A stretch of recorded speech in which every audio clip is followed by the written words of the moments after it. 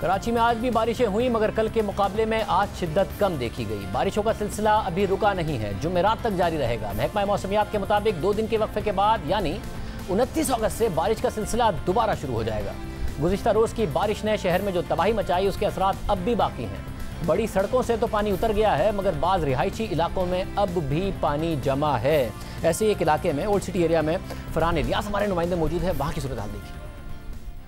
जी, इस वक्त मैं मौजूद हूँ ओल्ड सिटी एरिया में और ओल्ड सिटी एरिया में बरसाती पानी तो अब ख़त्म हो चुका है। यहाँ पर सिर्फ और सिर्फ सीवरेज का पानी है और कीचड़ है।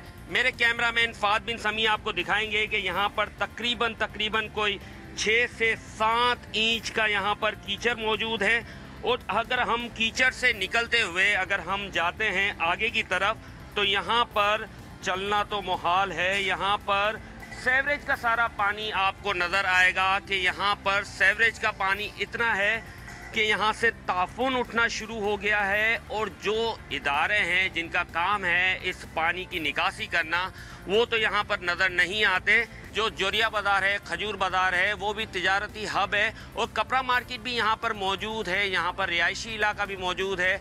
यहाँ के जो मकीन हैं, जो कारोबारी हजरात हैं, वो यहाँ पर आ नहीं सकते और उनको बड़ी मुश्किलात का सामना है।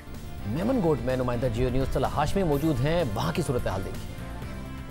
शाजिब, गुज़िश्ता रोज़ जो कराची में हाल हुआ जो कि मलीर नदी का एक बंद टूटा और बंद टूटने के बाद जो सबसे ज़्यादा जो मुतासर हुआ इलाका वो कायदाबाद का था, मुर्गी खाना, और फिर उसके बाद ये जो मलीर रिवर का एक हिस्सा है वो उस तरफ शालतीफ टाउन और कायदाबाद लगता है और इस तरफ का जो हिस्सा है वो मीमन गोट लगता है। मैं इस वक्त आपको रिपोर्ट कर रहा हूँ मीमन गोट में। यहाँ पे समो गोट है जो कि यहाँ पे तकरीबन 100 साल पुरानी आबादी है और इसके बिल्कुल साथ ही ये हाल ही में आबादी कायम की गई है। यहाँ पे जो लोग हैं जिन्होंने अपने पैसे देके अपने लिए मौत खरीदी है या अपने लिए उन्होंने यहाँ पे तबाही का सामान किया है, वो मैं आपको दिखाना चाहूँगा कि गरीब लोग हैं यहाँ पे। पहले इन्होंने किसी ने 1.5 लाख रुपए का प्लॉट खरीदा, किसी ने 3 लाख रुपए का प्लॉट खरीदा। अब यहाँ पे मकानात हैं। जब मकानात है तो पानी का जो रास्ता है वो रुक गया। जब पानी का रास्ता रुक गया तो उसने तबाही मचाई और उसने तबाही, आप देखें कि ये एक फैमिली यहाँ पे बैठी हुई है, बेयार मददगार है। यहाँ पे जो लोग हैं वो कहते हैं कि गुज़िश्ता रोज यहाँ पे कई फीट पानी था और इनसे कोई पूछने तक नहीं आया। यहाँ की हालात, फलाई तंजीम है वो इनको यहाँ पे खाना पहुंचा रही है। खुले आसमान तले लेटे हुए हैं, बिजली यहाँ पे नहीं है। ये सिर्फ यहाँ का हाल नहीं है, ये शालतीफ का जो रिवर बेल्ट का उस तरफ का हिस्सा है या कायदाबाद का हिस्सा है, वहाँ का भी यही हाल है। पानी उतर गया है लेकिन पानी उतरने के बाद जो तबाही के मनाजिर हैं वो जा बजा देखे जा सकते हैं। कराची के शहरी अजियत में हैं, कोई मुस्तकिल हल सामने नहीं आ रहा। इस हवाले से आज वफाकी वज़ीर असद उमर ने ट्वीट किया कि कराची में नालों की सफाई और बारिशों के बाद की सूरत हाल का हल निकालने के लिए NDMA के प्लान का जायजा लिया है।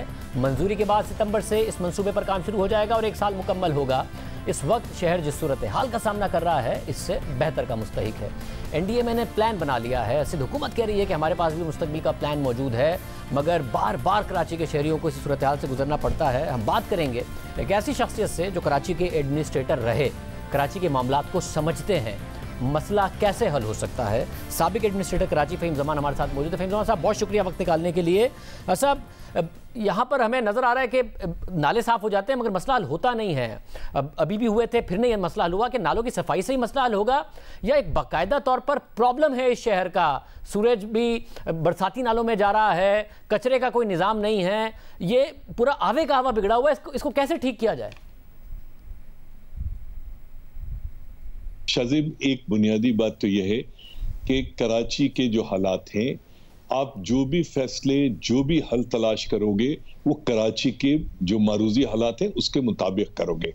देखिए, कराची का मतलब बहुत आसान है ये कहना कि सीवेज अलग हो जाए, पानी स्टॉर्म वाटर ड्रेन्स अलग हो जाए, कचरा अलग हो जाए। आपके मोहल्ले में मुंबई शहर है, उसका बजट, सालाना बजट 600 पाकिस्तानी अरब रुपए है। इसी तरह इस्तांबुल का देख लीजिए, 900, कराची से छोटा शहर है, 900 अरब रुपए। कराची का बजट क्या है?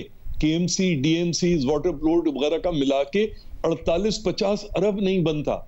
ये तो तनख्वाहें देने के लिए और एक सिम्टोमेटिक, वो कहते हैं ना, कॉस्मेटिक तब्दीली या वो करने के लिए काफी नहीं है। इसके लिए मैं फिर अर्ज कर रहा हूं कि अगर इसके लिए अगर आपने कोई वाकई में हल निकालना है, कोई देर पा हल निकालना है, स्टॉर्म वाटर ड्रेन सिस्टम में या बरसाती नालों में सुवेज नहीं जा सकता। सुवेज सिस्टम एग्जिस्ट करता है, उसको मेंटेन, रिपेयर, रिहेबिलिटेट करने की जरूरत है। उसको जो नालों में डंप कर दिया जाता है उसको कराची के जो 3 बड़े सुवेज ट्रीटमेंट प्लांट्स हैं उनसे कनेक्ट करने की जरूरत है। कराची एक बहुत बड़ा फ्लैट मैदान होता था, जमीन पानी एब्जॉर्ब करती थी, जज्ब करती थी। अब वहां पर कंक्रीट का जंगल बन गया है, जमीन में एब्जॉर्प्शन नहीं होता पानी का, उसको ट्रेन करने की जरूरत है। मोहल्लों में नालियां बनाने की जरूरत है। देखिए, कोई दूसरा आके, अगर आप ये समझ रहे हैं कि अमरीकी या चीनी आके कराची को एक दिन फिक्स कर देंगे, ऐसा नहीं होगा। कराची के गवर्नर्स को, कराची के मैनेजर्स को, कराची के अवाम उन्नास को इसको एक संजीदा मसले के तौर पे लेना पड़ेगा। अगर आप संजीदा मसले के तौर पे लोगे तो कुछ इन हालात में बेहतरी हो सकती है, ना ही अदरवाइज ना इस शहर का कचरा नालों में गिरना बंद हो सकता है, ना सुएज गिरना बंद हो सकता है, ना सुएज सिस्टम जो कोलैप्स्ड है वो ठीक हो सकता है। एक बहसियत कौम हमें थोड़ी सी जो है मैच्योरिटी दिखाने की जरूरत है। जब तक वो मैच्योरिटी, अभी हर एक चीफ मिनिस्टर के ऊपर मलबा डाल रहा है, कोई वसीम अख्तर के ऊपर डाल रहा है, ये सारी बेमायने बातें हैं।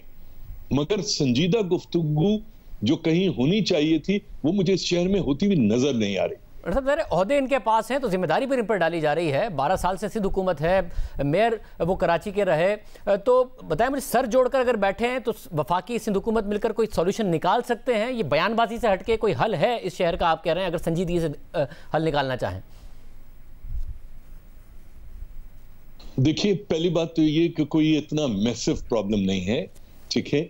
ये बरसात के पानी को निकालने की बात हो रही है, नालियां बनाने की बात हो रही है, नालियों को रिहेबिलिटेट करने की बात हो रही है, कराची की जो टोपोग्राफी है, ग्रेडियंट है, उसको समझने की बात हो रही है। देखिए, अगर आप सुराब गोड चले जाएं तो लियारी नदी पे उसका जो बेड है वो तकरीबन सतह समंदर से 114 फुट ऊपर है। कराची एयरपोर्ट 82 फुट है।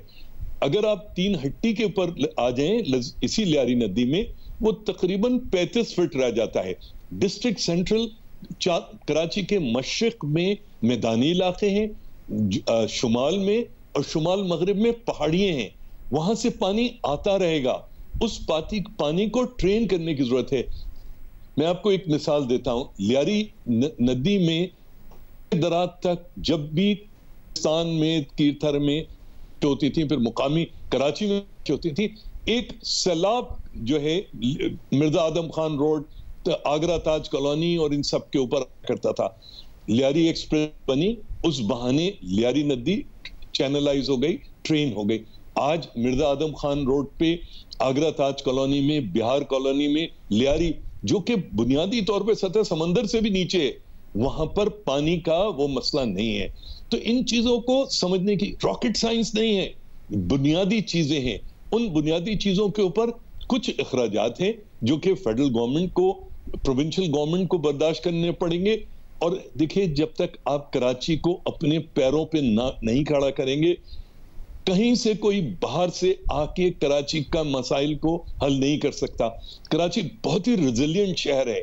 देखिए, जरा सी, अगर आपको याद हो, अक्टूबर 2005 में जल्दल आया था, सबसे ज्यादा कराची से लोग कश्मीर और बालाकोट और पहुंचे थे। आज तो कराची वाले, सिर्फ मैं वैसे तो कराची वाला कहता हूं, कम से कम हमें चीजें करने दो। आप हमें चीजें करने ही नहीं देते। कॉन्फ्लिक्टिंग वेस्टेड इंटरेस्ट हैं। वो सोने देने वाली मुर्गी है जो कि सोने का अंडा देती है, उसको सब काट के खाना चाहते हैं।